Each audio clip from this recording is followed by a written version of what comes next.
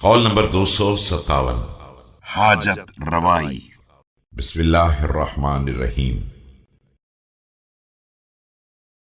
اے کمیل، اپنے گھر والوں کو حکم دو کہ اچھی خصلتوں کو تلاش کرنے کے لیے دن میں نکلیں اور سو جانے والوں کی حاجت روائی کے لیے رات میں قیام کریں۔ قسم ہے اس ذات کی جو ہر آواز کی سننے والی ہے کہ کوئی شخص کسی دل میں سرور وارد نہیں کرتا ہے مگر یہ کہ پروردگار اس کے لیے اس سرور سے ایک لطف پیدا کر دیتا ہے کہ اس کے بعد اگر اس پر کوئی مصیبت نازل ہوتی ہے تو وہ لطف اس کی طرف نشیب کی جانب بہنے والے پانی کی طرح تیزی سے بڑھتا ہے اور اس مصیبت کو یوں ہکا دیتا ہے جس طرح اجنبی اونٹ ہکائے جاتے ہیں۔